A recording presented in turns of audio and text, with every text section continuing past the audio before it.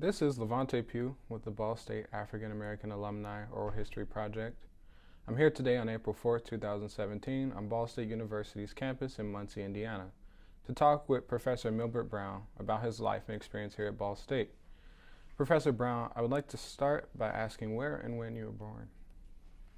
I was born in Gary, Indiana, on August 12th, 1956. And could you give us your parents' names? My parents' names were Milbert Brown Sr. and Mary E. Brown was my mother. And did you have any siblings? Yeah, I had two siblings. I had three siblings, actually. One was deceased at in about his 8th month of life. Cameron was my next brother, and then the middle brother was Cedric, and the last brother was Marvin. And all last name Brown? All last name Brown. All right. And so I want to ask, what was it like growing up in Gary? Gary was a very, unlike what it is today, it was a very vibrant community experience. I remember going to, when I finally, my parents let me catch the bus by myself, go downtown. You could walk in Sears and you could smell the Spanish peanuts. There was a store called Litton's. It was a high-end store. We used to go in there sometime and get, my mother would buy our clothes for Easter and special church events. And then there was a store called Gold Blacks. And we used to like to go to Gold Blacks because they had a lot of pets down there. It was like in the basement, that's where they sold pets. And I remember one time buying a turtle, a little small turtle. And they had like little lizards and snakes and all kind of crazy looking animals. And it seemed like what I remember was a little darker than what is. I think they put 40-watt bulbs down there because it was always dark and dingy looking. And my experience in Gary, going to the Palace and the State Theaters, at the time, you know, there was no internet and you didn't have DVDs and there was no bootlegs. You had to go to the movies, action movies. And I really enjoyed that experience, going to the movies with my brothers and my cousins. I remember when we went to see Jaws. By that time I was in college, but we went to see Jaws, and it was a big thing we used to do when we would be out for break in high school, or you know, in the summers we used to go to the movies all the time, and it was a really great experience. I remember the Jacksons. You know, actually one of my cousins was related to one of the Jacksons. Was my cousin. It was Michael Jackson's first cousin. So I remember playing with the Jacksons when I was younger. Of course, my mother told me that, but you know, they lived across the street from my cousins. And Joe Jackson had a sister named Lula, and he was dating my uncle, Ike, and they had a baby by the name of Wendell. So basically, I'm really connected to the Jacksons. My cousins, my older cousins, Tanita, my cousin, she's much older than I am. They were good. She was good cousins with Reby, and they used to jump rope together. And then Jackie was good cousins with my brother, my cousin Jeffrey, and they used to be in the back of the little small house, and it was drinking gin one time, and Katie called them, and Katie was Michael Jackson's Catherine, but we called her my aunt called her Katie. So Michael Jackson's grandfather used to go to my aunt's house, my Aunt Esther's house, every day to drink coffee in the morning. And see, my Aunt Esther was the little neighborhood gossiper. So if you wanted to find out any news, you would go to Aunt Esther's house. And I was crazy about Aunt Esther. I guess, I don't know, is that how I got in journalism, but she was great. She was a fantastic storyteller. Sometimes it was true, and sometimes it wasn't. It was fiction and nonfiction. Uh, so that's my experience in Gary. So that's what everybody always asks me. Oh, well, did you know the Jacksons? Yes. So when the Jacksons really became famous, they would go to this area called this place called Sonny's Den. And Sonny's Den was a lounge on 12th and Grant. At the time, I lived on 13th and Grant. We moved, and I remember walking past it several times. Now the Jackson would perform, I guess, earlier before the other performers would come on. But certainly I couldn't go in there because I was too young. But I remember walking past there a lot. Sonny's Den in Gary Data on 12th and Grant Street. All right. So give me a lot to go on there. Right. And so with that, would it be fair to say that growing up, your family was extremely family oriented? It seemed like you had a relationship with your extended family and friends. Yeah, I grew up in a very caring, sharing family environment. We didn't have, I didn't have any problems. My father and mother emphasized for me and my brothers to get a very good education. My father didn't graduate from high school, and he wanted to be a pilot. And he could not go to officers training school because he hadn't graduated. At the time, if you graduate from high school, you can, officers training school. So he could not be a officer to become a pilot, and that was in the Korean War era. Funny story: one of his sons, his youngest son, joined the Army as a ROTC cadet, and he retired as a lieutenant colonel. So even though my father only achieved the rank of corporal, his youngest son achieved the rank of lieutenant colonel. So that is a story in itself. And did your father serve at all? My father served in the Army in the Korean War era.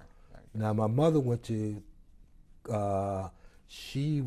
both my parents are from Mississippi, mm-hmm. and my mother it was 12 of them, and she was the oldest.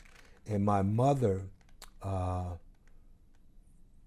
was sent north to get a better education. She was the oldest child. She was, pretty smart, and so she was going to Oklahoma College, which is a boarding school at the time. In the South, they had a lot of boarding schools that were part of high schools that became junior college. There was also junior colleges. So she went to boarding school there, and one of her classmates was a famous Pulitzer Prize writer, William Raspberry.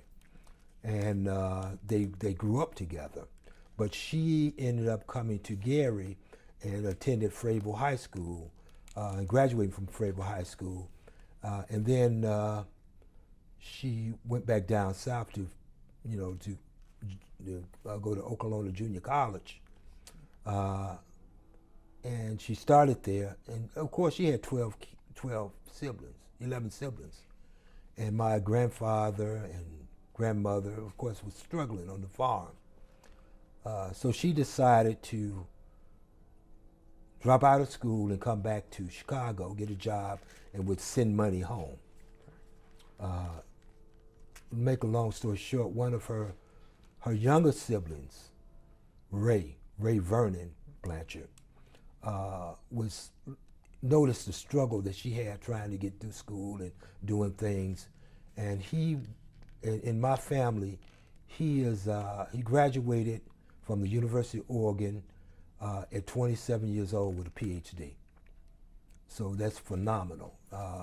So he set really the education bar for the rest of the family.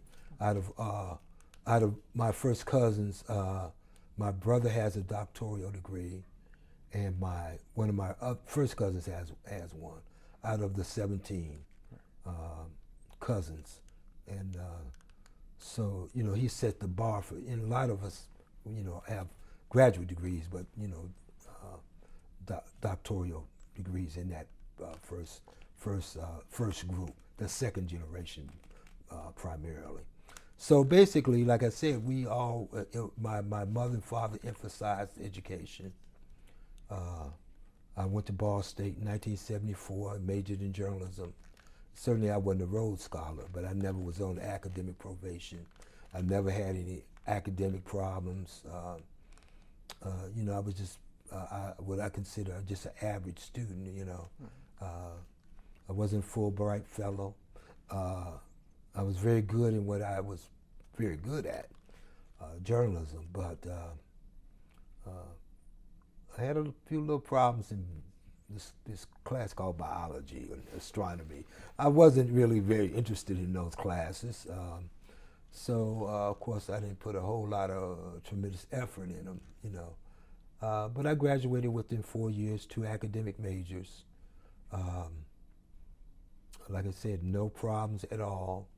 Ball State was a great experience for me educationally. My brothers, both brothers, you know, like I said, one has a doctoral degree, other one has master's, and we all have graduate degrees.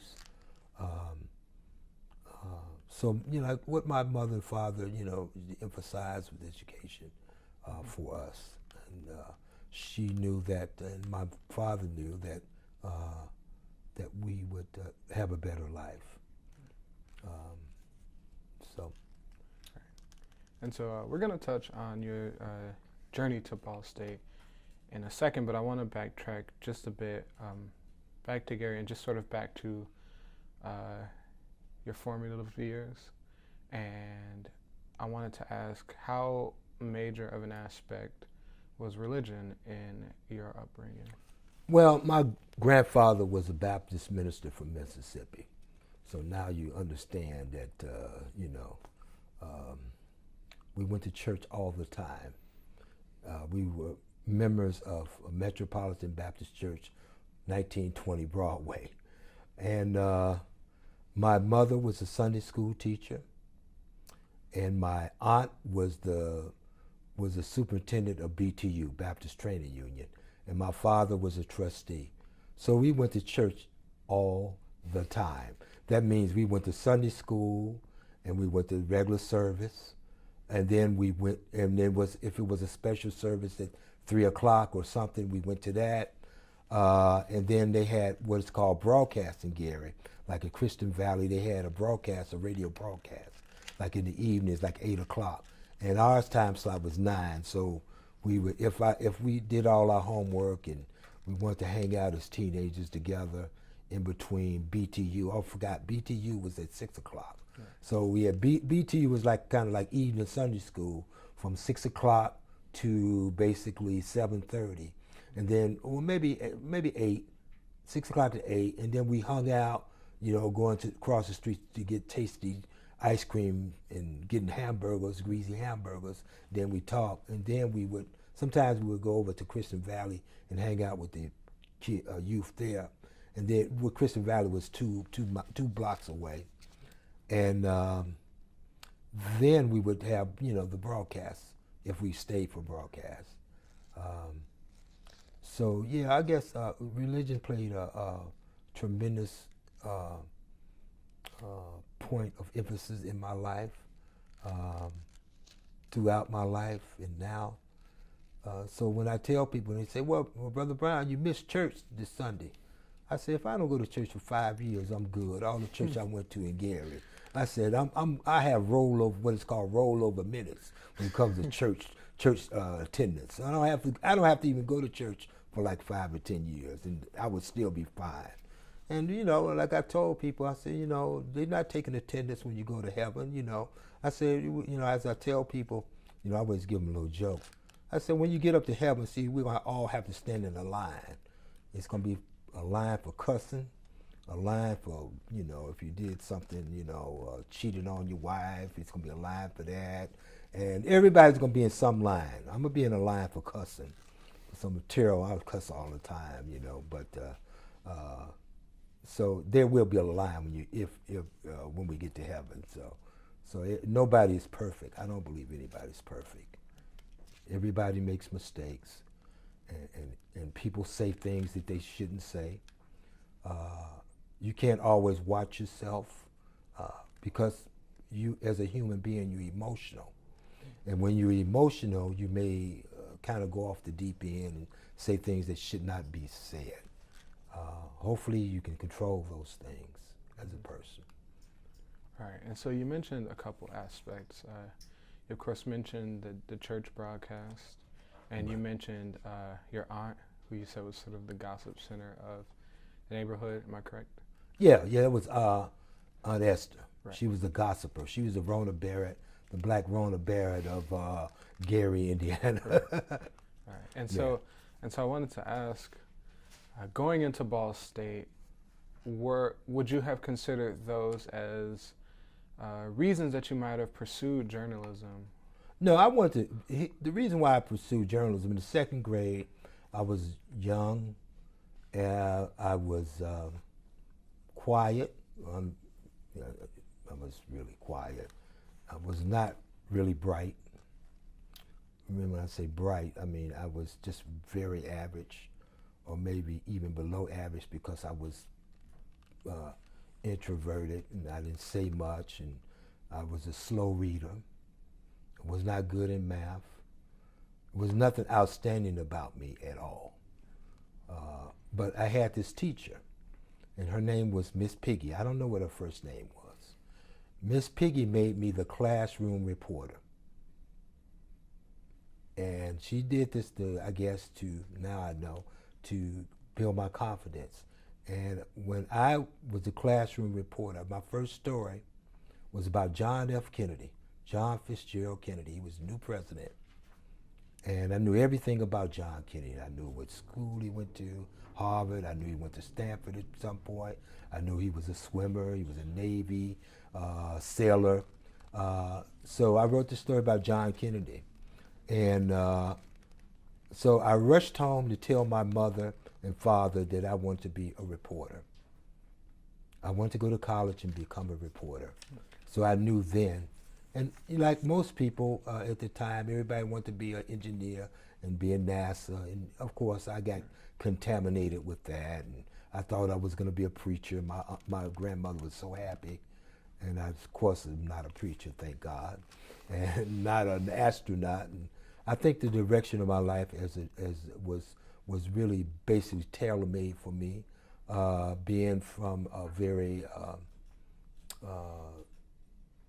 vibrant and loving family. I was a good storyteller. I could always tell stories really well. So that's essentially what I am. I'm essentially a storyteller.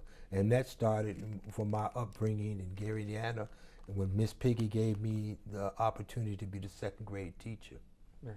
Now how I came to Ball State University, of course being from Indiana, I kind of wanted to go to Howard University, places where I teach that funny thing now. But Howard was $10,000 in 1974. Right. Ball State was $3,500, and Indiana was $3,500. So you make I didn't come from a rich family. I considered going. I applied to 3 schools. Ball State was one of them. IU. I got in IU and Ball State and Lincoln University. I never did hear anything back. I'm waiting to see if I got in 40, 50 years later. And that was I applied there because my family, after they migrated from Mississippi, they moved to St. Louis. Mm-hmm. And Lincoln University was one of the oldest black journalism schools. So that's why I was considering going there. But I ended up choosing Ball State for a number of reasons. My high school journalism teacher went to Ball State, so she was very influential for me coming. I received a scholarship, I guess it's like a scholarship, when I was in high school from the Gary Newspaper Guild. That's the newspaper in Gary, the Gary Post-Tribune, for me to study journalism at Ball State University for 2 weeks. So of course I was going to be a writer, and I was, in feature writing or something. And I kept seeing all these people with these fancy cameras. And I said, I want to learn how to work with those fancy cameras, all those numbers, and it's kind of fascinating. I had been experimenting, taking photographs with my little Polaroid and matching it with my stories or my poems. Right. So I had been experimenting with the camera thing. So my teacher that I didn't know, from Gary from Westside, sent a camera to Ball State for me to use. So my first roll of film was messed up.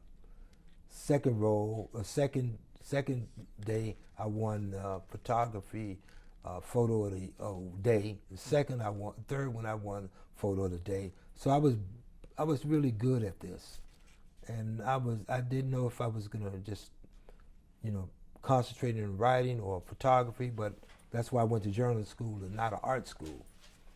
And I remember seeing this film about this very famous guy, and he kept using this real fancy word, photojournalist. And this person was African American. His name was Gordon Parks. And I read his book, and he was a great writer in addition to a filmmaker. And they called him this Renaissance man because he was multi-talented. And I said, I want to be like that. I want to be, multi-talented.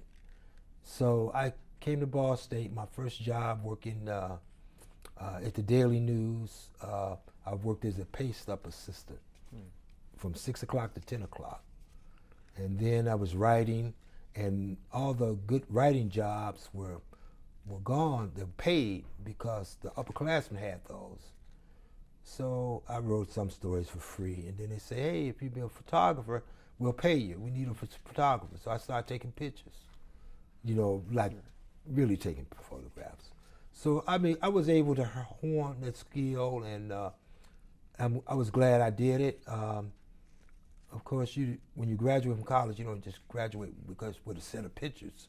Like a lot of people think if you major in certain things in journalism, and you say you're a photographer, you just took a lot of pictures and and you probably didn't graduate. But I was not one of those people.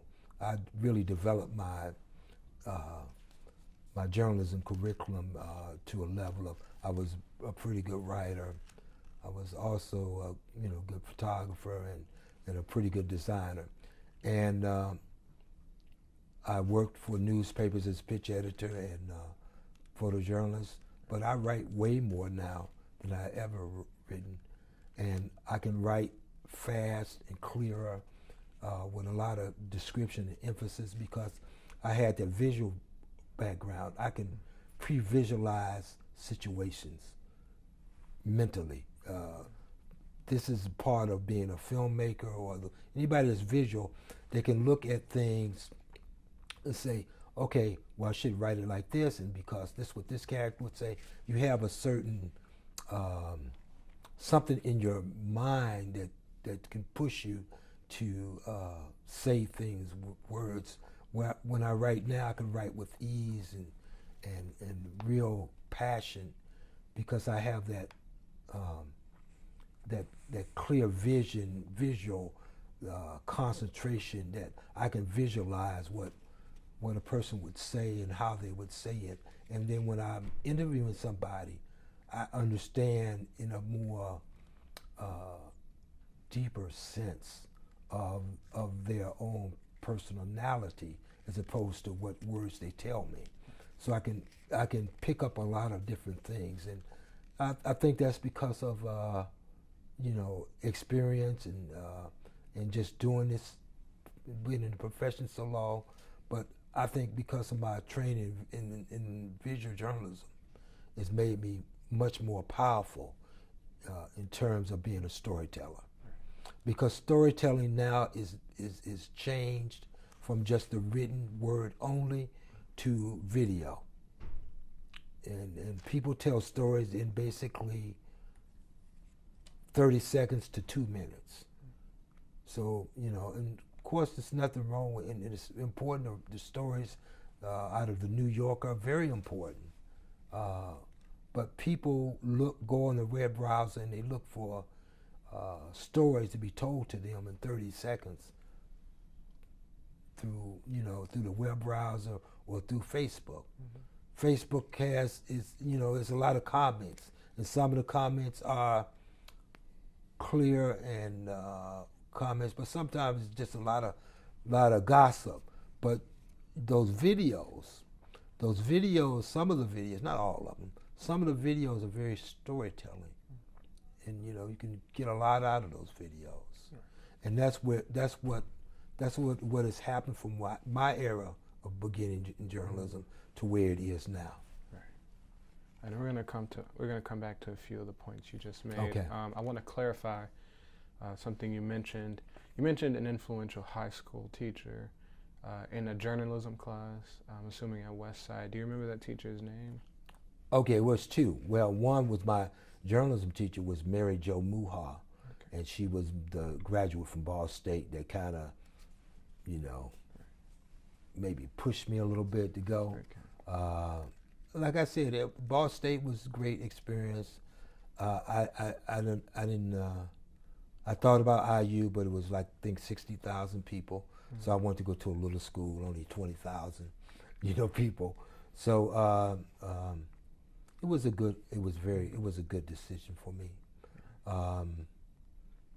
Also, a high school teacher that was very influential in my life was Eugene Stewart, and he was the photography teacher. So the journalism teacher and the photography teacher, the two areas in which I majored in, or had emphasis in, were very influential in my life. Right. All right.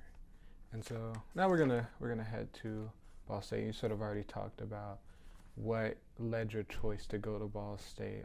Now, once you arrived there, I guess just in general, what was it like living in Muncie and on Ball State's campus? Well, it's just like any other thing. It's you know, you're just glad to be away from home, and your mother's not, and father's not, you know, it's not like I had a bad. They didn't put me in a cage and lock me and then put water or anything. It's just you're just on your own. You're growing up.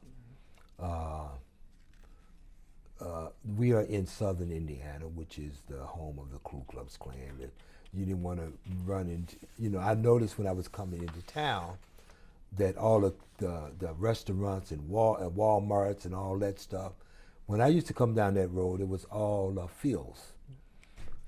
And you didn't want to be in those fields at late at night. You know, it's not that anything happened, but the possibility of something happening was possible, or was thought about. Muncie, I remember Muncie at the time I lived here in Muncie, being a little small town.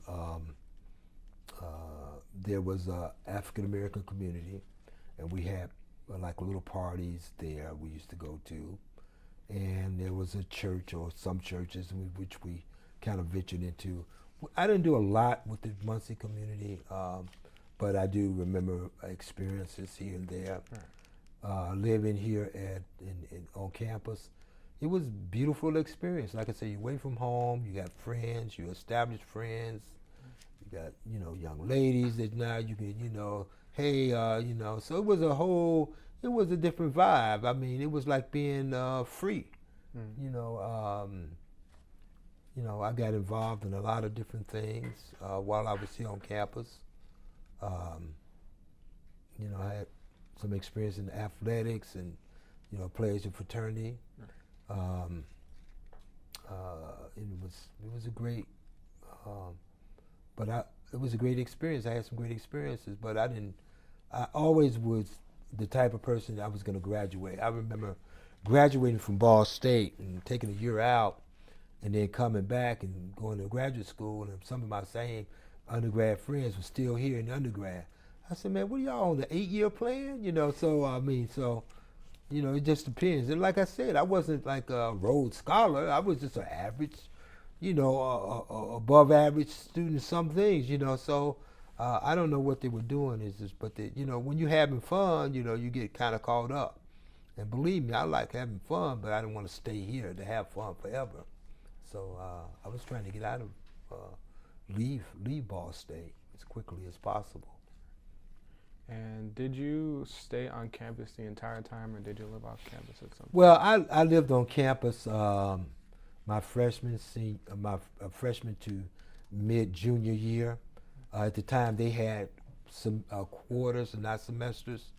So, and then my last part of my junior year, I decided to, we got an apartment called 400 over by the frat row. And we're happy to get that because like professors lived there and it was a white fraternity row. Nobody black lived over there. And it's not saying that we were better. I don't know, I still to this day don't know how we got in there. I guess they were desperate or something. Anyway, we got in there, and it was a sweet place. And I would tell people, I said, we have established a level in which, I used to say we was like Martin Luther King and Julian Bond. We have opened up we have opened things up for black people to live in certain areas. I said, we have gone where no man has gone before. I never forget saying that. So we lived there, 400. And guess what? We lived there for like 3 months or less. I got an internship in Gary at the Post-Tribune, and I sublet my area out. And so I get a call from my roommate saying that he was going back home to live back with his mother, and he was getting out of the apartment. I said, what do you mean you're leaving the apartment? I said, that's where we're supposed to live. So we ended up, of course, losing our deposit. Like I said, right now, I don't know how we got in there. I still don't know, 30 years later, how they even let us in there. We had no credit. We had nothing. I don't know why. I guess, like I said, it was desperate. So we lost the place. So I had to come back down here and get another room here at Ball State. So my whole senior year, I stayed off campus. And do you remember what hall you lived in? I lived in Clevenger Hall. Okay. In the La Follette. Right. But they're going to tear down, I'm told, soon. Yeah. I'm going to go over there and see it and just look over it, say bye or whatever. Well, that's fine. Yeah. All right. And it's funny you mentioned the 400 apartments because I actually live in that area. Yeah, you live right on Fraternity Row. Lambda Chi Alpha and all the big fraternities, the white fraternities had houses there. And like I said, it just went over Omega, and we were living there, and the brothers was there all the time and hanging out. I hated them because they would eat up all the food. We didn't have nothing there. We had like some juice, and they drink all the juice. I come back home, so I didn't like never lived with a bunch of Qs. That's the moral to the story, or fraternity brothers in general, because they'll eat up and drink up everything you got, and we say, oh, that's all right, frat, it's okay, So it's best what I've learned, you live on your own, and you don't live with even though you have stuff in common you might be crazy about. Also, you can't study around them because they'll want to go somewhere and I would have to like disappear. I would disappear from them totally. They'd be wondering where I was at. I said, I'm trying to graduate. That's why. I said, y'all want us out here to start partying. That's fine, But, everybody has to have a certain direction. When you come to college, you should have as much fun as you can, but you cannot let the fun take over while you're here. While you are here from the beginning, you cannot let that take over. Right. So I want to unpack a few things from your college career at Ball State. Right. One of which is your involvement with the Daily News. Now I know you mentioned that you started out writing for free, and then you eventually went to photojournalism within that. And from what I've seen, you've covered everything from sports to religious evangelism to just quite a lot of things. And so I want to ask, what did you think it was, I guess, how did you feel being so much of a part of Ball State's campus life for that time? I mean, you were there, you might not have been a direct participant, but you were there for quite quite a few things on campus. Well, on campus, as an African American male, certainly there was not many of us. When I say many of us, there were, I think I looked at the institution of the Ball State stats about the number of African Americans here from 2016 to 2017, and percentages is only 7.6 out of some 21,000 students. Over the course of the 5-year period, it is increased to basically 3.2% from 2011 to 2012 over a 5-year period. So there's not a lot of African Americans here. There was not a lot of African Americans at the time that I was here. It's probably maybe about the same. I think if you wanted a social life, you had to be affiliated with one of the fraternities or sororities, or you had to have friends that were you didn't have to be a part of the membership, but you had to be part of that culture. That means the parties were the fraternities and sororities, had the parties, the best parties. So you had to go to those things. Even in the athletics, you just played and you went, you practiced and went back to the dorm. But as socially, if you wanted to, be involved in the black community here on campus, it was the fraternities and sororities. Right. Now, another thing, certain even diversity in the black community. When I first came here, I was living in Clevenger Hall, and there was not that many, African Americans on the dorm. And certainly I became friends with some of the guys on the dorm. Some I remember very clear, and certainly I wish I could find them because they were characters. But I remember, being friends with some of them, and we used to go down to the cafeteria together. And I would think nothing about it, my black friends would be on the one side, and I would, be with them, and because I walked down with them.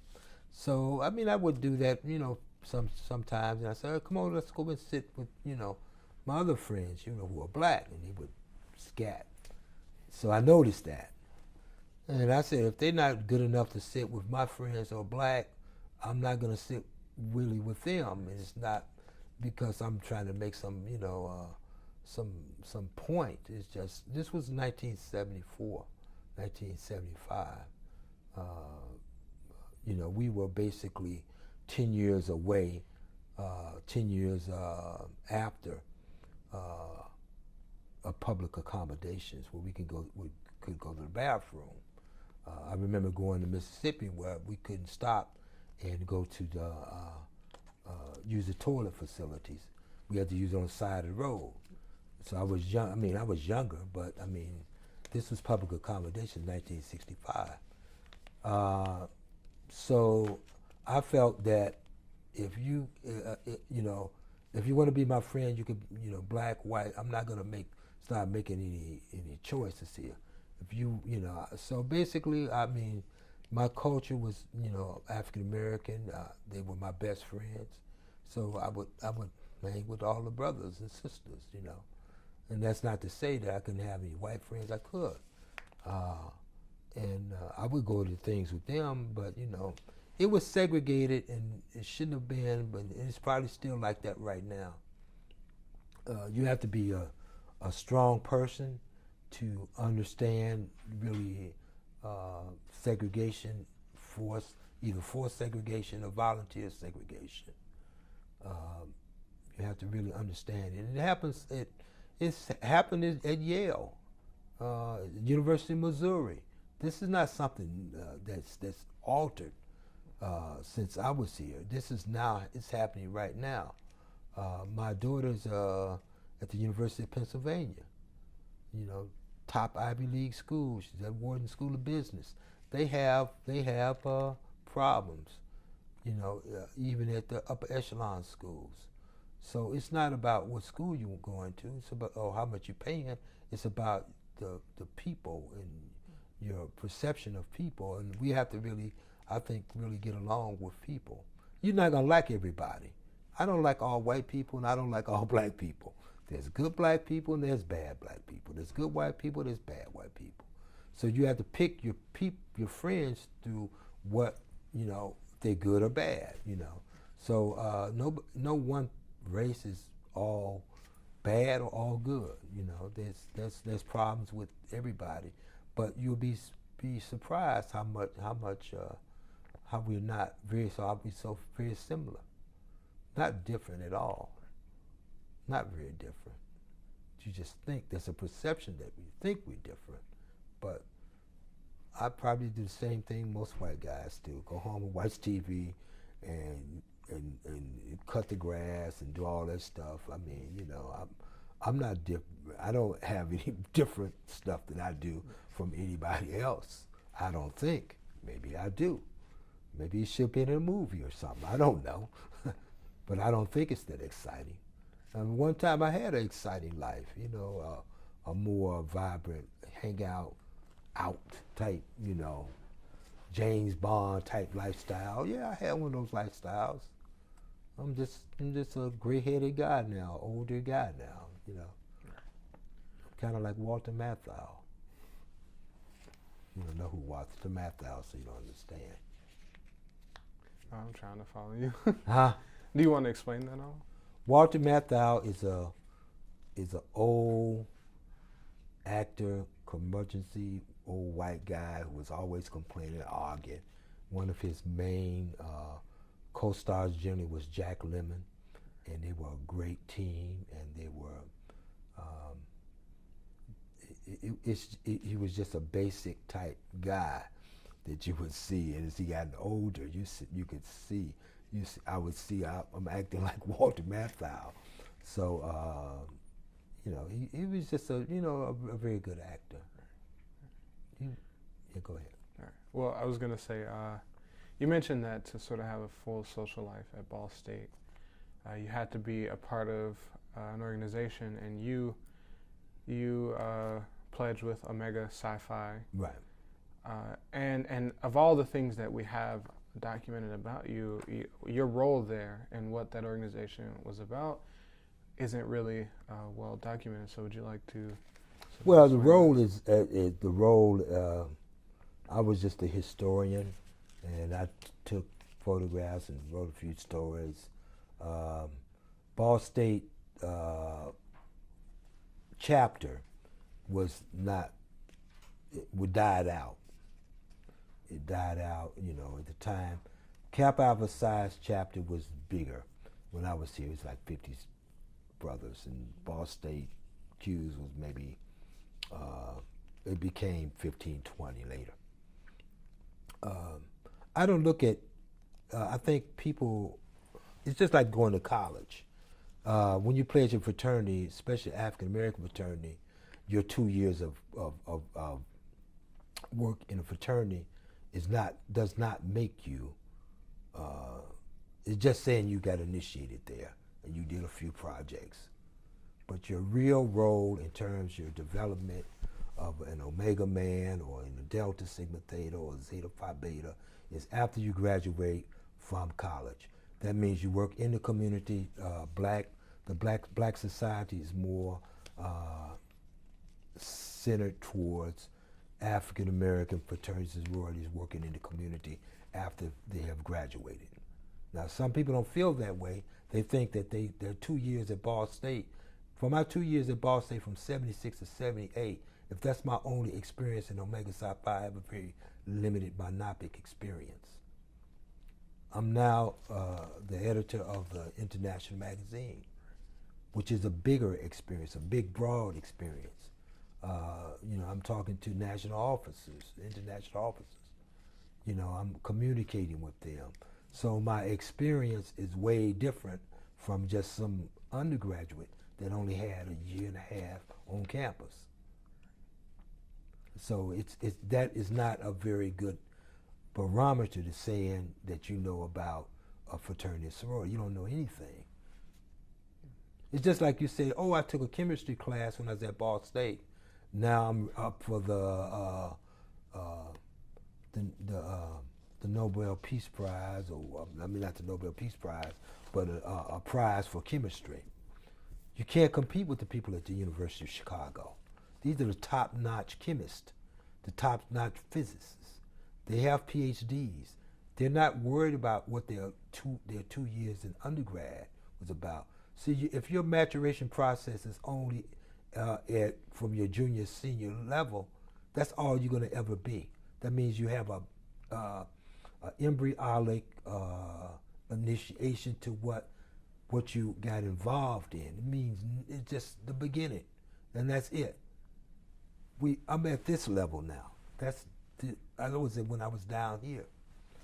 Like I said, you should be involved if you can in fraternities, sororities, if you like, but you should not let that dictate what you should, what your life will be forever. What I emphasize is that people should get involved in fraternities, sororities, and if they like, and then do something afterwards. But there's not going to be a lot of documentation about what one particular person did because especially on this campus, it's not like if you pledged, like if I would have went over in Alpha chapter, Beta chapter, where there's a long stoic history that somebody kept up with because they didn't. But here, it's not like that. At a PWI, there's not a tracking system. Now, do they still have the student center? This not student center, special programs house. I believe so. I think it's right across the street. It was right across the street. Right. It should. Yeah. If I know what you're referring to, it should actually be right behind the student center. Right behind the student center. Mm-hmm. Now that was a place in which we, as black students, kind of communed together. A lot of times, it was a point of meetings. That's where we were. Certainly the student center, and then there. It was a small place and wasn't much area to go to. Right. Now, I wanted to get a couple other things clarified. Yeah. So when referring to fraternity members, you called them Qs, is that? Yeah, Qs, Omegas, yeah. Okay, so that's synonymous then. And then I wanted to ask, you went into this a little bit, what factors led to Omega Sci-Phi not surviving on campus? If you. Well, I don't really know. What happens to people either is some kind of sometimes when fraternities or sororities fade off campus, is either one or two things. Is hazing, in which they basically put them off campus and they let the attrition of they let everybody, all the members leave, and then they have to restart the chapters back up to a graduate chapter. I think they have three brothers in Omega here now. Mm-hmm. So I mean, it happens. It's in a PWI. What undergrads have to really realize. This hazing thing is a problem. You cannot be hazing people. You go to jail for hazing somebody, putting your hands on somebody. It should not be some kind of slave type mentality of whipping another man. If I thought it was important and it helped, then I would be a proponent of it. It does not. It only demoralizes the person. It puts people that are lesser men in an authority position, which they should not be in the first place, because they simply only follow us. There's very few leaders. A leader leads. A follower follows. And what I don't like about fraternities and sororities, from being in them so long, there's too many followers. There's people, they have to mimic what somebody else does because they think that's what they should be, how they should be. You know, the Kappas have to have a certain profile because it's a perception. The Qs have to have a certain profile. When I pledged Omega Psi Phi, let me tell you, the reason, that's a clear reason why I pledged Omega Psi Phi. Clear reason. Most of us, we from Gary, we wanted to be Kappas. Kappas had the best parties. They had the beautifulest women, everything. They had the best of the best. And we all wanted to be men of Kappa Alpha Psi. I looked at it and I didn't like it. A lot of my friends were flunking out. One of my friends on the football team, he said, "Man, let's pledge Alpha." I said, "I don't know about being an Alpha, Dave, you know." So I was doing a lot of things with the fraternities and sororities as a freshman. I was taking photographs for them, and one of the Qs asked me, he said, "Well, you know, would you consider thinking about pledging Q? You know, come to the Smoker." So he asked me, I went to the Smoker, and I didn't look back. And the reason why I thought about pledging Q is because they had the highest grade point. They had the highest grade point of all the black fraternities. They was third in all of fraternities, white and black, on campus. And like I said, I wasn't planning to leave here. There was no question that I couldn't go back to Gary, Indiana, to my mother's house and say I flunked out for whatever reason. And I wasn't taking any chances. I said, it's cute. I said, it's a little rough, I'm told, you know, it's the hardest. But I said, I'm going to pledge Q. And it was the best thing I ever did. My personality is like that. You know, I did the crazy stuff like everybody else. I found out my cousins, I have 10 cousins that are Qs. 10. So I legacies. You know, I didn't know they was Qs because we started having family reunions. We started wearing our hats. You know, but Omega Psi Phi was the greatest organization that I have ever been a part of. It developed me to be a sensible man. It developed me to be a strong leader. It made me think about perceptions of how the mission of fraternity should be portrayed. So it's a great fraternity, a great organization. Now, are there some problems? Yes. There's some things that happen that the Omegas do I don't condone, I don't like. And all the fraternities and sororities have those very same problems. So it's not just one. But in terms of being Omega, it's great. I really enjoy it, and being initiated at Ball State was a great development part of my life here at Ball State, and now my life in after Ball State. Okay, and a little bit more on Omega Psi Phi. You referred to it as a PWI. Did you care to explain? Yeah, PWI is a predominantly white institution. Okay. Yeah. All right. Okay. So now, okay, Yeah. that all makes sense now. Right. All right, and so you sent us a photo. It was from a Jabberwock Week event. Do you remember the photo? Yeah, you talking about with the chains and stuff? Yeah, and I wanted to know if you could sort of explain what was going on there. Well, that was in the student center, and certainly I was not in the fraternity. Again, like I emphasized, I used to photograph a lot of fraternity and sorority events and their stuff. So it was one of those events I photographed, and I think that photograph ended up in the Daily News. I think it was in the yearbook. And it was just the fraternity was stepping, you know, what we simply call stepping. And, you know, the Qs always had real exotic stuff in which they do. So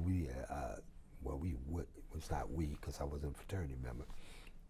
They had chains on, and they were jumping around. Of course, I did after I became a Q, I had an experience of having the chains on. It's very, very heavy, turn around and swirling around and stuff.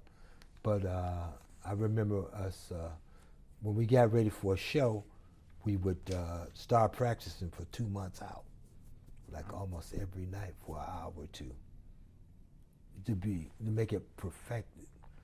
The cues at the time, they may not be now, but the time we were here, I mean, we took great pride in our shows, you know, great pride, and everything was precision, movement. You know, we had this little thing where we did some routine with the chairs, in which we moved the chairs, and you know, it was something to see. I mean, we were again, I don't know what they're doing now. I'm telling you, when I was here, it was a great, great time. I remember we used to get a little scuss with the Kappas, and me and one of my fraternity brothers, we were always we were dating the Kappas, Kappa kids they called at the time. So we would date them. They would be mad at us. But yeah, it was a great rivalry with the Kappas and the Qs, because we were some people that they wanted to pledge, and then we decided to pledge Q all of a sudden, and we were so arrogant. We was to tell them that, you know, we were arrogant and we was like out. You talking about out? We talked so much stuff, you know. There was just, you know, we never was like, you know. I think the Qs had this perception that they were quiet and they had one girlfriend and they would just study and go home. Not us. We was loud, talked all the time. We had all kind of girlfriends. I know, I'm just saying how we were at the time, our era. It was a great, great time. You know, like I said, I don't know what's happening now, but the time I was here, that little time, it was one of, if anybody would tell you, we, as they say in the contemporary vernacular, we ran the yard in that particular time period. It wasn't long, but we had a beautiful time. All right, and so just to switch gears a bit, right. Sort of back to your work with the Daily News, you took photos on a panel covering the meaning of Black identity, and while I'm sure it wasn't something that was intentional, it seems like what this panel covered became a theme throughout your life and your career, sort of going along with your experience with the fraternities and your experience later on. So this panel, as you may remember, had several Black students from different backgrounds, sort of just discussing what they thought it meant to be Black. And so I wanted to ask you at the time, how relevant or how important did that event seem, if you remember it at all? Well, I can't remember that particular event, but I do remember going to things, symposiums and conversation in which that happened multiple times. I can't remember that singular event, but I can remember different times in which we talked about being Black and our identity and how important it was, and how important it was for us to be part of the community after we graduated. Some of us were serious and some of us were not as serious or didn't understand the total meaning, what it was to, again, become a leader. See, you just don't lead just because you get elected president. That doesn't make you a leader. There's a certain ingredients for being a leader. It's not being, like I said, it's not the position. It's the way in which you walk.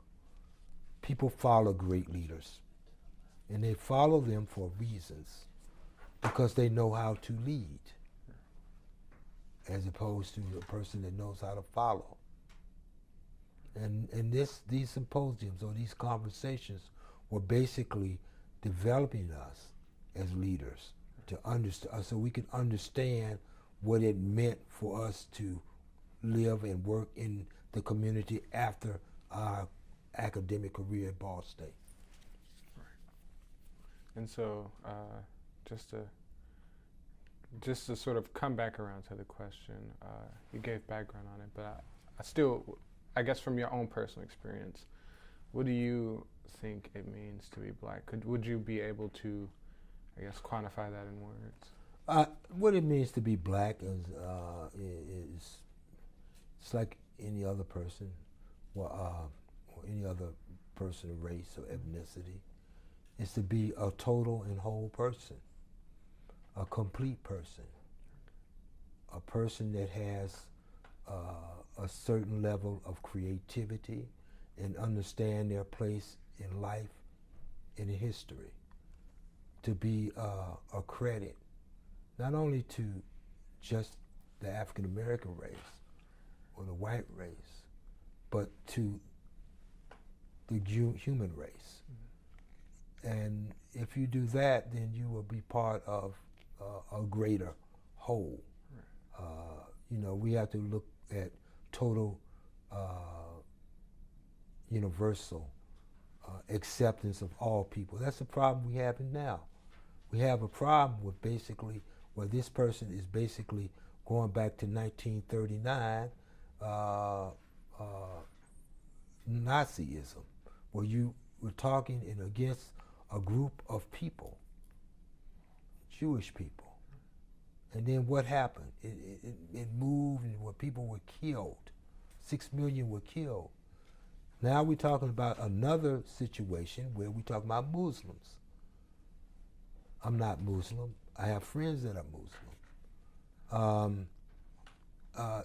You cannot discriminate against people like that and expect to be considered a great leader or be totally involved in the development of the human race.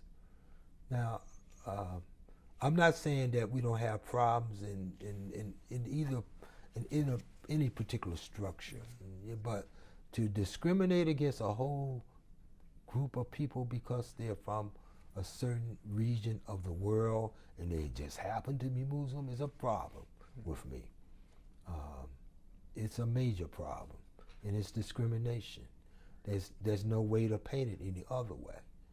Like I said, it parallels 1939 and Hitler. It's you say, oh, does he act like Hitler? Well, his perceptions, his way of the way it was controlling like Hitler did. You have you don't have a George Goebbels like we had in Nazi Germany. You have the press or a person that's controlling the direction of the media and what's being put out, and using Twitter as a way of being deceitful to the American people. There's a problem. We have a problem. And just for the record, of course you mean President Trump, correct?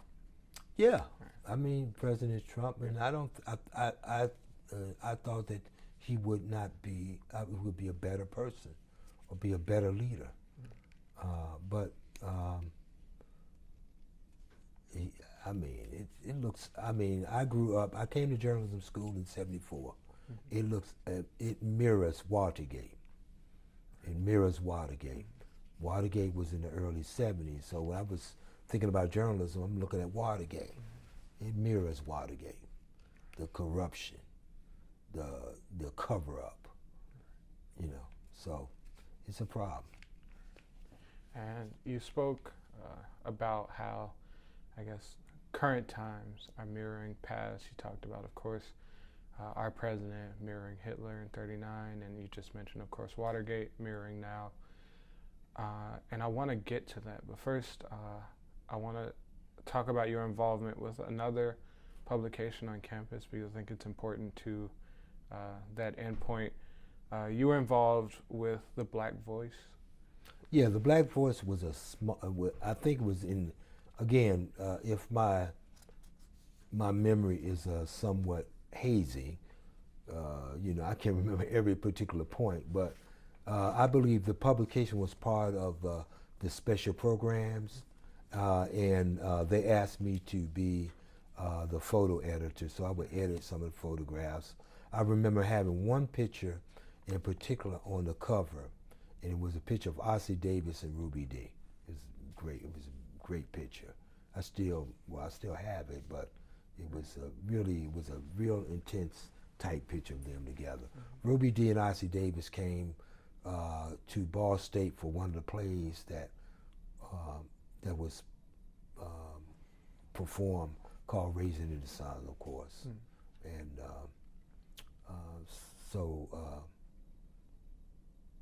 no, it was Pearly Victorious. It was one of the two. I can't remember. I'm a little hazy. But they came in and they spoke.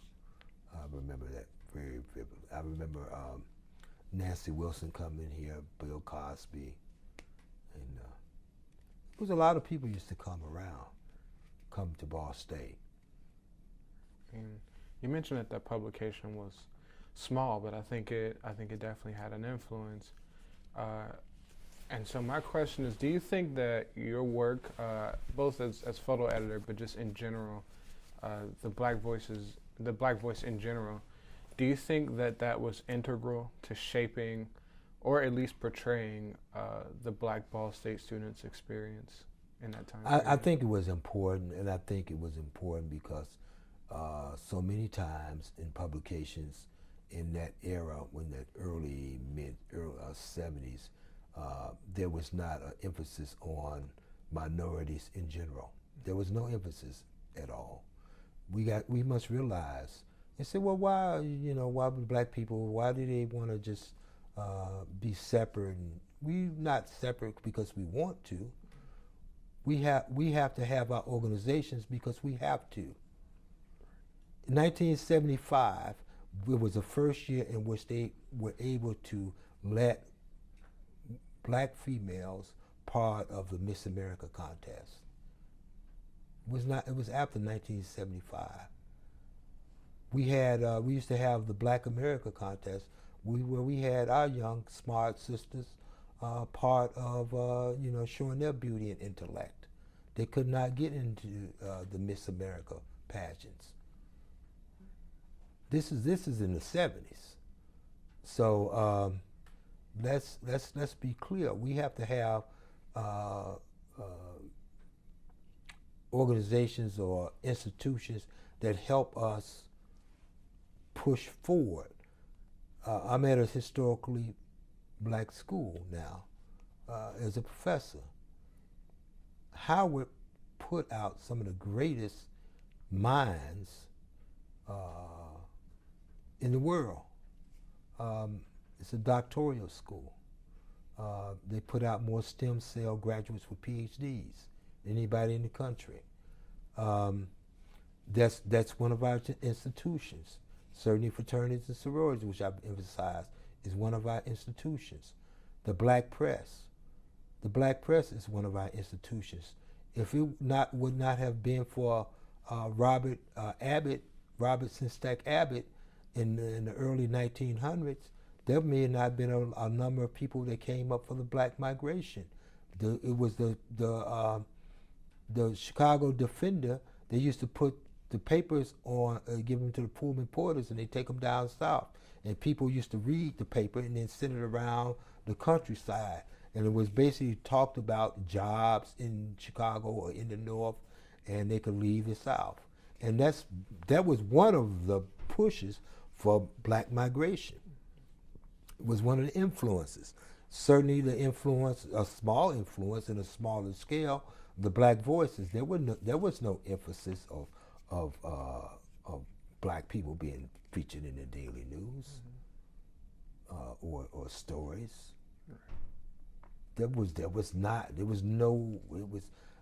Basically we didn't exist. And I think what they were saying at the special programs house, they said, well, let's have a publication.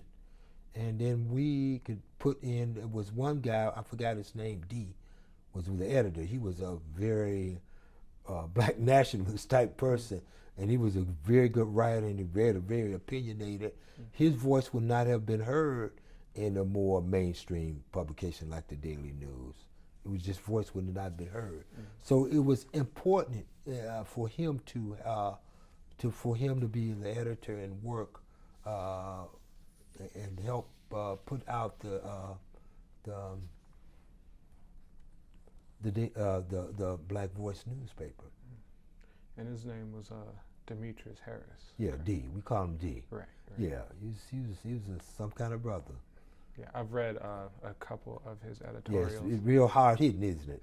Yeah. Yeah, and I wanted to talk about those because there are a couple things.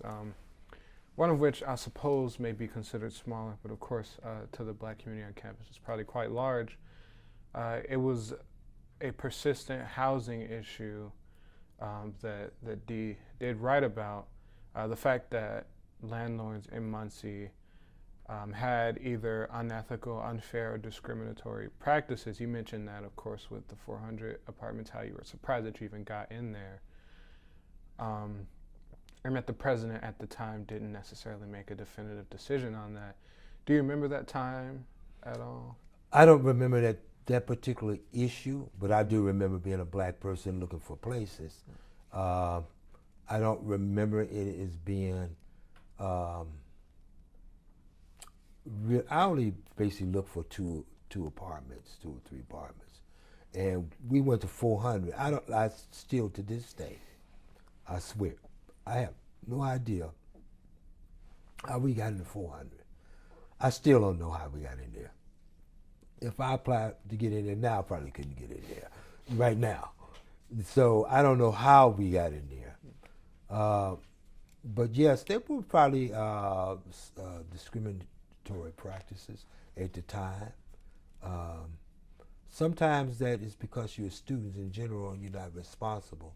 And sometimes it is because of your heritage or your culture that people don't understand. Students are students. They eat pizza and drink beer. They're all the same. They're gonna have wild, crazy friends. They're gonna have some nice, quiet friends. But students are essentially the same. So I don't know what places they were looking at, but the places I've applied to I got in. It's no problem. All right. That's my personal experience. Right. Right. That's all I can go by. Mm-hmm. All right. And a second issue was not brought up by Demetrius Harris, but it was written to him from a Muncie community member, a Otis J. Edwards III, who worked in the personnel department in Muncie, Indiana. And this person brought up sort of a list of grievances that the Muncie black community had with the Ball State community, and I think it sort of relates to the idea of blackness. He definitely mentions it in his letter, and I want to go through those points. But before that, do you remember this at all? Did this sort of come onto your radar? Yeah, I don't remember it in a particular sense, but I do know there was always some kind of resentment from the Muncie community to the people, black students at Ball State, because they thought, they assumed that we thought that we were better than they were. Some of us were better than they were, because some of them were just plain thugs and bums. But we didn't walk into the Muncie community thinking that we just thought it's being a black community where you can get a haircut and some ribs. That's about all we thought about it. We didn't try to stand there like Malcolm X and to make and tell them a whole lot of stuff.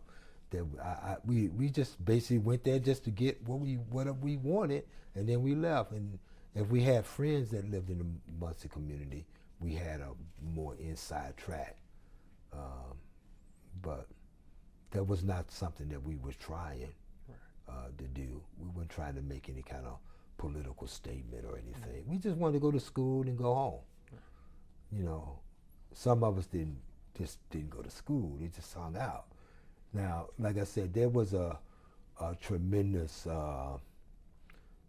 camaraderie with the Muncie community in Ball State University when it came to the drug culture. Yes. But, and I wasn't a real drug person. This doesn't make me a good boy. It's just, I just wasn't into it. But I do know friends that were very much into it, and that was basically the connections from the Muncie black community or white community or whatever. But I, like I said, I don't remember doing anything other just getting a haircut and get something to eat every once in a while, you know. Right. But and so it wasn't like Harlem, New York. All I remember is just, right. Yeah, so. All right, and so in his letter, I'm just going to read off a few of the things that I noted that he listed.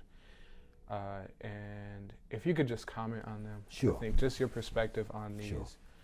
So the first thing he mentioned, and I guess I'll read them off, and then afterwards you can sure. pick whichever ones.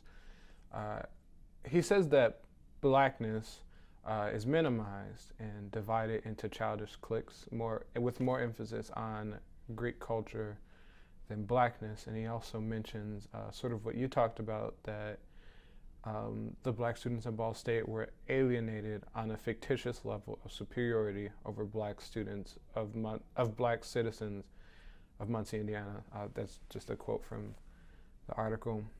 He also mentions a specific scenario where funds were collected to support an NAACP chapter, and when the people who collected the funds were asked what chapter, the members of whichever fraternity, he doesn't mention, looked spellbound as to what to say, and it was clear that the people were going to pocket the money. And then there is the way they perceive it is black professionals from Muncie being more than willing to transfer their expertise into Ball State, but black Ball State professionals not doing the same. So of those few things, do you have any? You want me to comment on all of them? You can comment on one. You can comment on all of them. Okay. In terms of the fraternity sorority, as I emphasized, when you come to Ball State or any other PWI, there's nothing for you to do activity-wise where you feel part of the institutional community. Now, when you're not part of the institutional community or the climate, you have a level of low self-esteem or sense of belonging. You're not connected. If that persists as a problem, you leave campus. You don't stay. The fraternities and sororities are very important because they give you the social avenue or connectivity with people of your culture or what you think is your culture. You may be multiracial, but if you're more identified with the black culture as opposed to the white culture, or you want to dip and dabble in both, and you didn't get the opportunity to be involved in the black culture like you wanted to be, then the fraternity sororities offers you that opportunity. Philosophically, you say, okay, well, the Greeks stole our culture, and they did, and I think the lettering and all that stuff is just kind of like how things are set. I don't consider myself a person that has a great Greek heritage or, study Greece, and I'm a Athenian, and I understand all the things about Greece. So everybody who's read Plato and Plato's Republic and all that stuff, but that certainly doesn't qualify me as being a total student of Greek idealism and that kind of stuff. But I do think that the fraternity sororities, they have to understand. Some of the people that are in Muncie lived in Muncie, grew up in Muncie, and will never leave Muncie. So they have a limited idea of what life is really all about. And that happens to people that are Ball State graduates. They're from Gary, and they go from Gary to Muncie, back to Gary. And they have no idea, no perception of what life is really all about. I didn't want to be that kind of person. Are you familiar with with Jimmy Stewart's movie, It's a Wonderful Life? No, I'm not. Sorry. Well, the Jimmy Stewart movie, It's a Wonderful Life, in which Jimmy Stewart was trying to leave the town that he was in and see the world and experience the world. I didn't want to be like Jimmy Stewart, where I had to stay there with Mr. Potter and build the Bailey Savings and Loan. I wanted to experience the world. I wanted to see the world. And because I've done that, is that I have a different, clear perception of not just life in Muncie, Indiana, or Ball State, or Gary, Indiana. I lived in 8 cities. You know, I travel all. I was in New York, in Harlem, 2 weeks ago. So I mean, my perception or my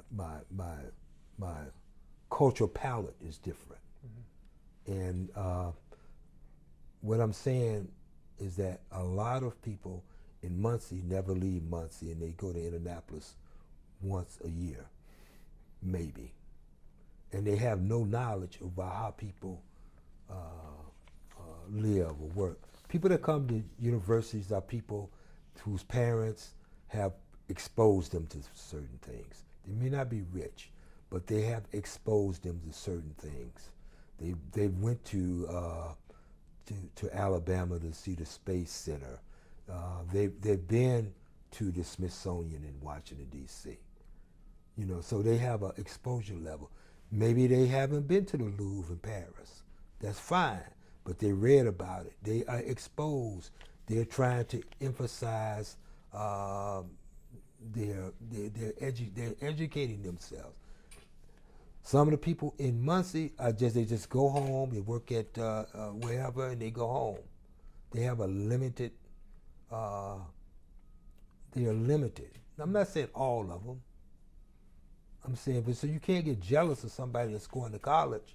There was a lot of people that were from Muncie that were going to college at Ball State. There was a lot of them that were not. So it's just like being it's crabs in a barrel. Your leaders are going to come from. Well, we can look at Du Bois' theory, the educated elite, the talented 10th. I think some of your great leaders are going to come from the talented 10th, the people that are educated, that speak well, that understand Platonic Republic, that understand what happened in the Civil Rights Movement, the ramifications, what were the good things that happened and the bad things that happened. So I'm not saying that you can't have a grassroots leader that never went to college. You don't always have to go to college, but you have to read and you have to be exposed to things. If you're not reading and getting exposed to things, then you're not educating yourself. And you really can't be an effective leader if you have nothing to say. And so you have a problem with the natives here in Muncie.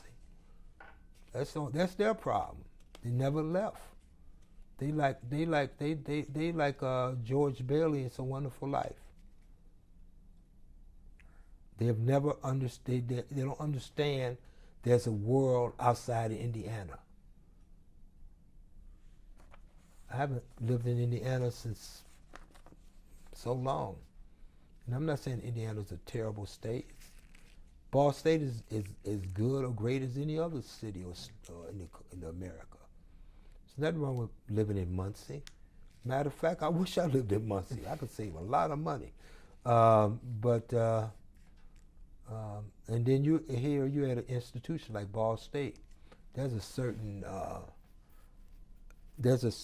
level of things that one could learn just being around, even if it's in a field, just being around a doctoral institution, research institution like Ball State. You know, you have great performers come here. You have student performances. You have people that have some level of thought in which they're looking at different research ideas. You know, there's journals and all that, all those things, very important. Am I weighing you out? No. Okay. I'm listening. I'm just trying to. I can talk all night, you know. I'm a Blanchard. That's what you're here for. Yeah. All right. Now, before we move on from Ball State, there's a couple other things I just wanted to ask you to touch on. One of which was from our records here. It says that you played football in 1975. Yeah, I played football. I was spring, and I got hurt, and I had to have an operation at Ball Hospital down the street. And I came in. I had an operation. It was a torn cartilage. They didn't do the kind that they used to do. They did old school.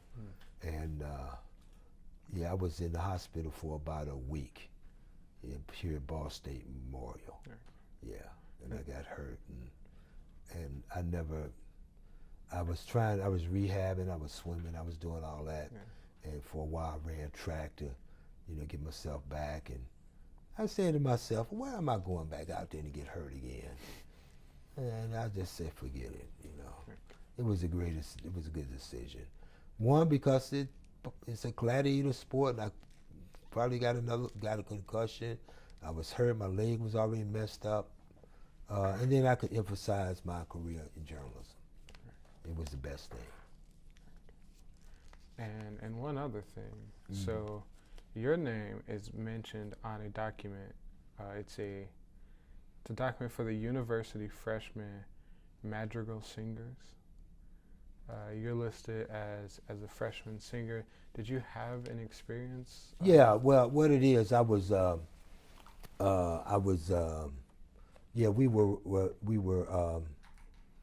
It was something in the dorm, and we were singing "Fiddler on the Roof." It was a choir, and I was getting involved in different things.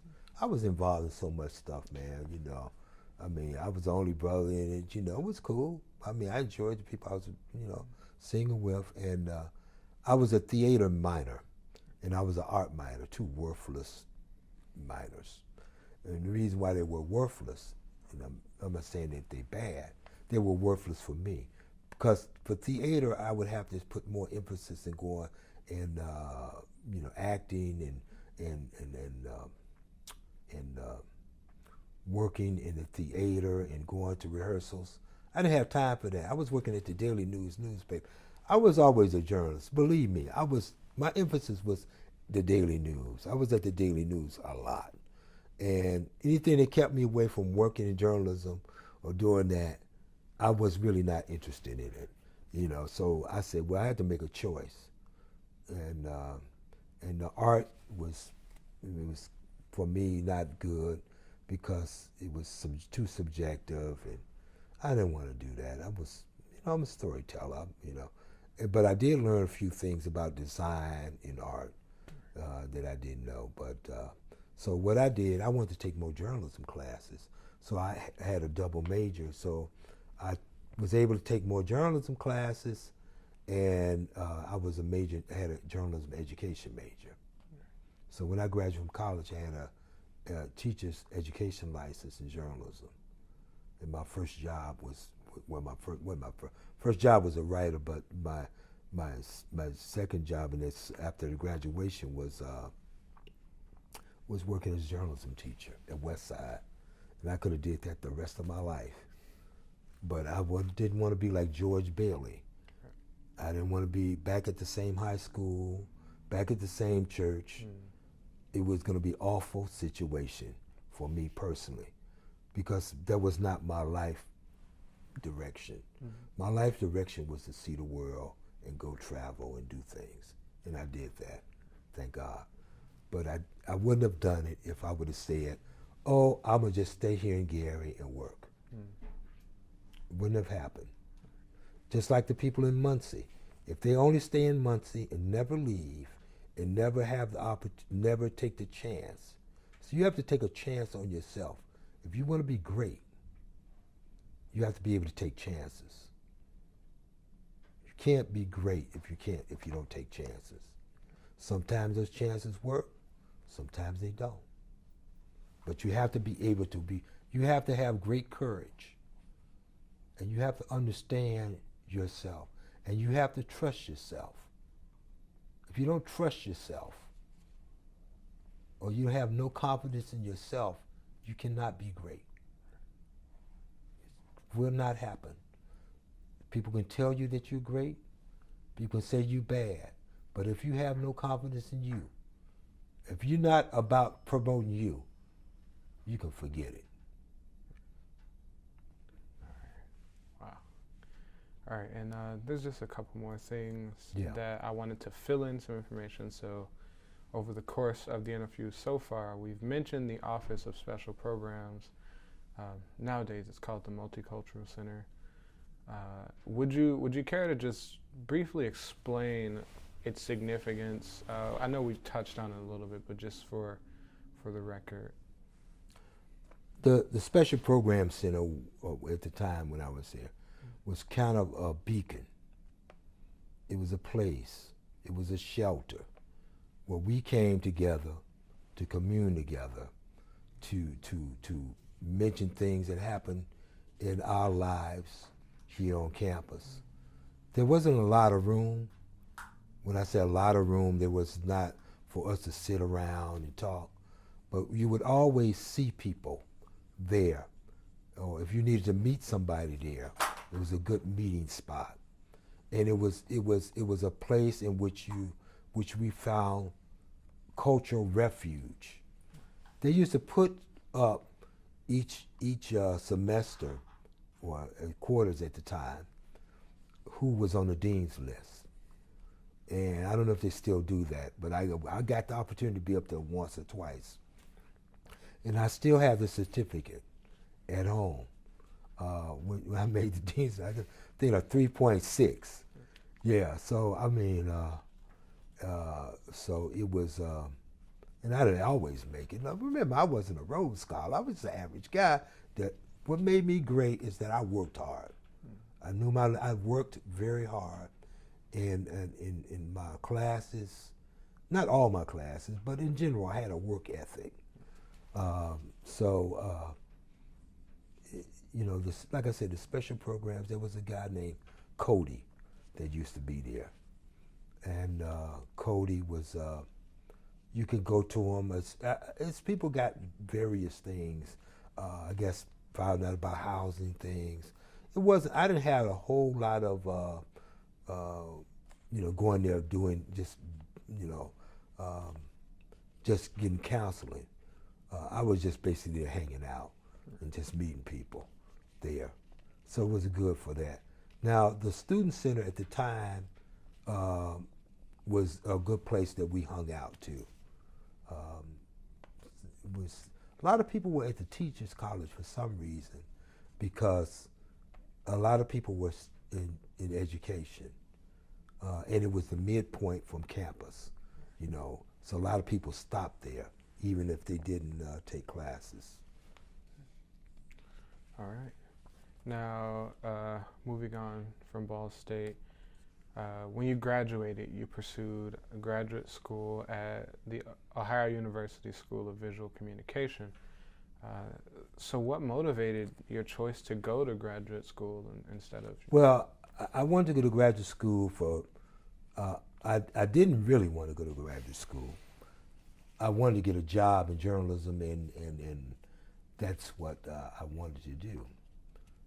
But if I did not get the opportunity to get the job I wanted, I thought graduate school would be a next second choice. Plus, eventually I wanted to be a college professor in general one day.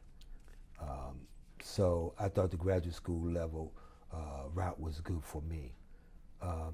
When I graduated from college in 1978, there was 10 years after the Kerner Commission report, which said that it was a few months after Dr. King's assassination. And that report said that we live in a separate but equal society, one white, one black. And also it said that there was not a lot of people of color that were working in the industry of journalism. There were only basically one black reporter and one, maybe two at every paper, and that was it. So it was very difficult for me to get involved in journalism in 1978, contrary to my thinking. Very difficult. So what I did is that, okay, I'm gonna go to a school, and I thought about going to Ball State, but I said, well, I'm gonna go to a different school. So I was down to talk, going to IU. I was thinking about going to IU, not again going back to IU. I was accepted at IU before, so I was gonna go to IU for graduate school. And so I came back to Ball State, and one of the senior graduate students said, well, you should go to Ohio University. It's the best school for, visual journalism. So I applied to Ohio University, and I got in, and I didn't get any money. So my first job was I was a high school journalism teacher. I could have did that the rest of my life, trust me. They were grooming me to be assistant principal. The rest of my life, I probably would have had a station wagon, 4 kids, going to the same church, same school, miserable. I would have been like George Bailey in It's a Wonderful Life. It would have been perfect setup. I was going to be James Stewart, no question about it. So I took a chance. I quit my job. The second year I got a scholarship to go to Ohio University, and that's why I went to Ohio University. Best decision I made in terms of my total development. Sacrifices, yes, but it was a good decision because it got me ready for the major leagues. The second semester I was there, I had an internship in Dayton. Then the next one I was in Dallas. Then I ended up in Washington at the Post. So, it gave me a whole, a different outlook, a different perspective, going to Ohio University. All the decisions you make, you don't know why you make them. You just have to try to make the best decision for you at that time. You're going to make some bad mistakes, and you're going to make good mistakes. Sometimes mistakes, what you think are mistakes, are not bad mistakes. They're good mistakes, but you think it's a mistake. So your life, you don't know. The best thing I can say is try to stay grounded. Try to understand what direction you would like to have your life to go. It may not always go that way. You can never resent anybody else that becomes successful and you didn't. That's not the way to be. You have to look within yourself and try to become better. And never let anybody tell you can't make it. Because if you let anybody tell you can't make it, I've been told several times, you're not good enough, you never listen to that. You can listen to it, but if you think that, if that's what you think, you're not going to ever make it. I'm talking about making it to the major leagues. Notice how I emphasize major leagues. I'm not talking about AA. I'm talking about major leagues. I'm talking about the championship route. And to get to that point, you have to have a certain stern belief in yourself. You have to be prepared, and you have to jump on every opportunity you can. You have to make friends, and you're gonna make enemies as you're making friends. Everybody's not gonna like you, and you're not gonna like everybody else. Everybody. And that's just the way it is in life. Now, unfortunately, we will be coming up on the end of our interview soon. Right. but I did want to touch on your career in journalism because it's quite impressive, and you've done a lot. But first, I wanted to ask, how did you make the transition, like you said, to the big leagues? How did you go from, okay, I'm studying graduate work at Ohio, and now I'm here working as a journalist and covering some of the largest stories of the time? How did that come about? Well, you have to prepare yourself. You go to college not to get a job, I believe, is to make you think critically. That's the reason why one comes to an institution of higher learning, is to be able to think critically. If you think critically, you can start thinking about how is it better for you to get to this point, A to B.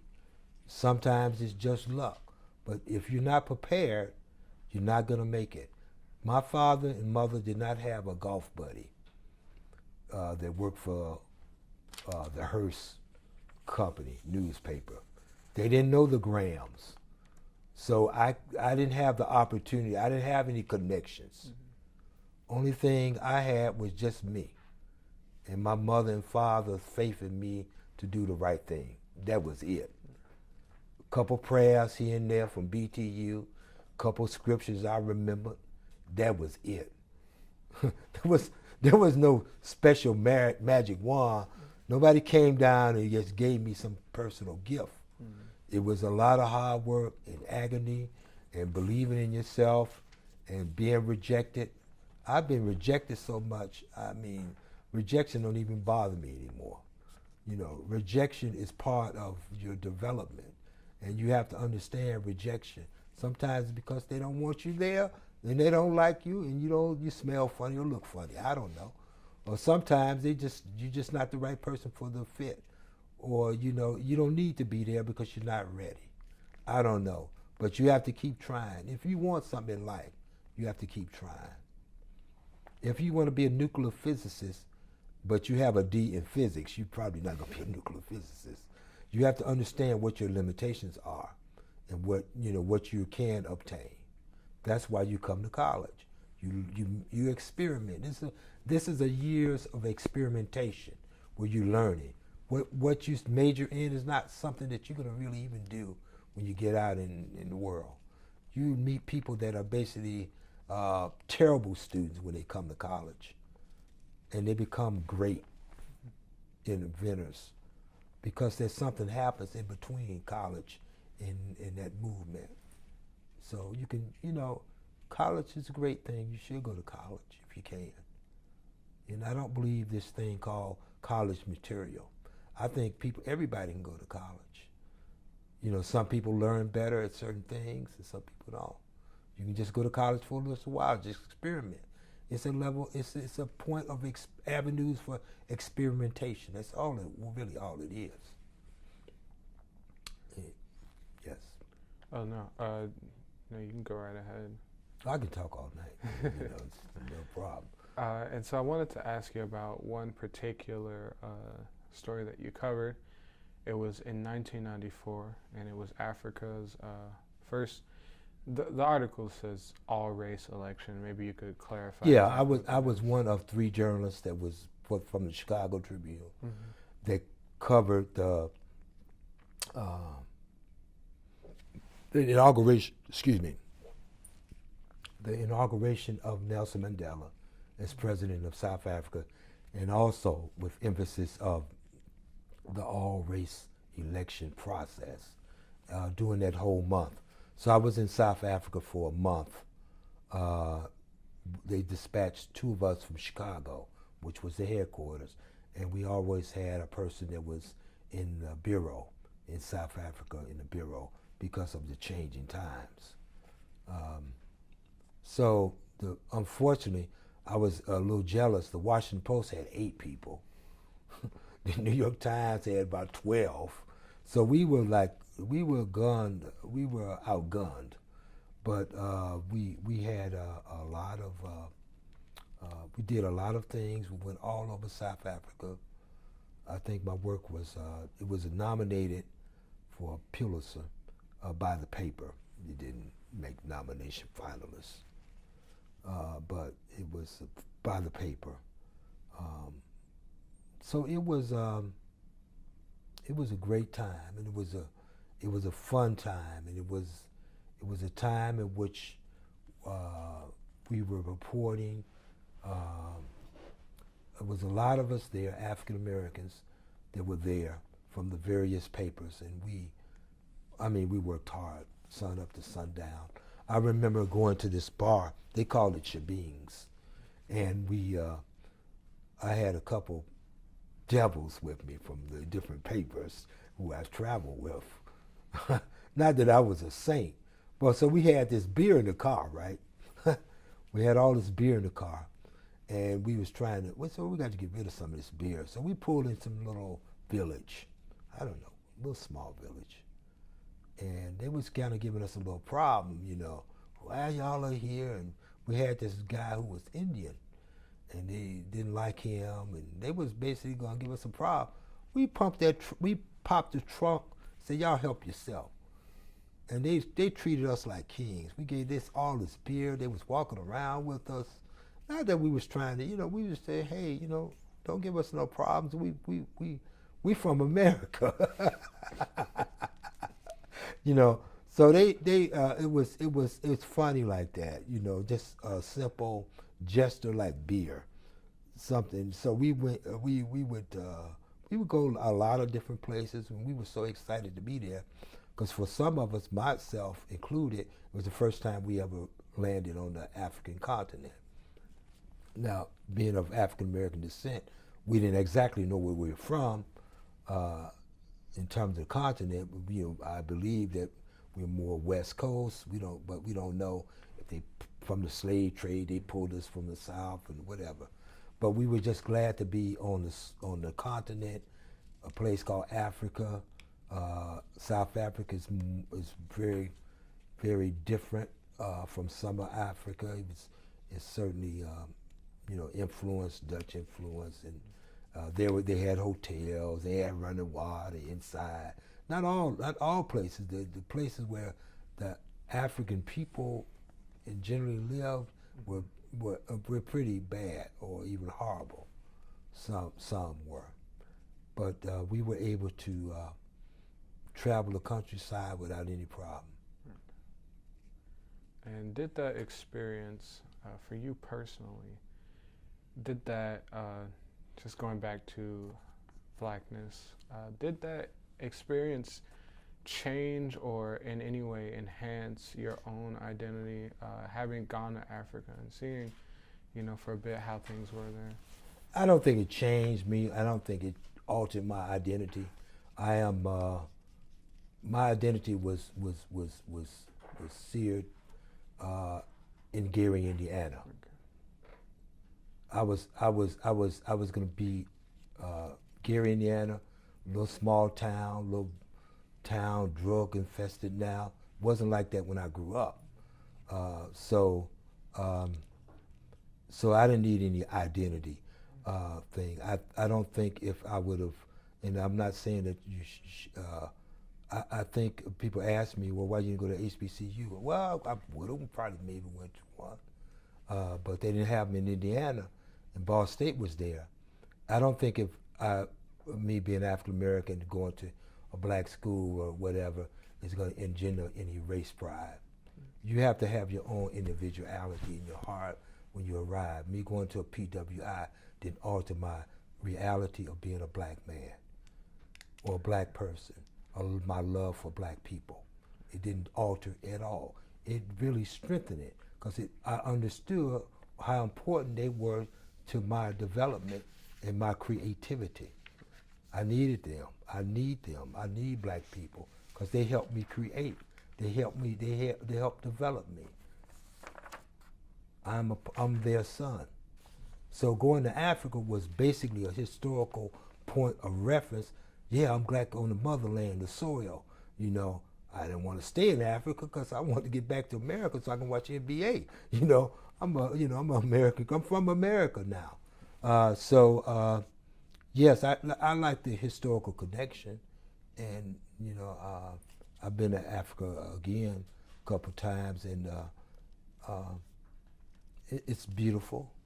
And it's where we're from, and I love being there. I feel at home. I have no problems at all. But you know, my identity has already been established in Indiana, in Gary. All right, well, before we conclude the interview, Professor Brown, I just wanted to ask you if there was any topic or area that we didn't touch on, anything you wanted to leave the viewer or listener with before we conclude. I don't know if I've said so much. I know. Yeah. And I don't even know what you're going to even take out. So that guy talks, he's just talking, he's rattling. The viewer, I would like to say, as an African American former student here at Ball State, it was a great experience.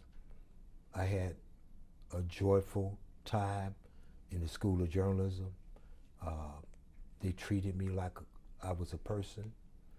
It was only 3 of us in the journalism school, African American. They could have been rude, they could have been not helpful, but they were not like that at all. They were very supportive and very nurturing. And they treated me like a human being, and I never will forget that. I remember Dr. Engelhardt, and I used to walk in his office and just say hello, and he remembered me, and they made me feel like I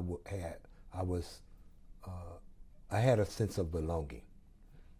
With a sense of belonging, I had a connection with them, both spiritual, emotionally, and journalistic connection with them in my department. I've emphasized a lot about the fraternity, and the fraternity is very important to me. That time is initiation from even now. That's very important. It's part of who I am. I will be on Q Psi Phi to the day I die. It's part of who I am as a person, my heritage and my development.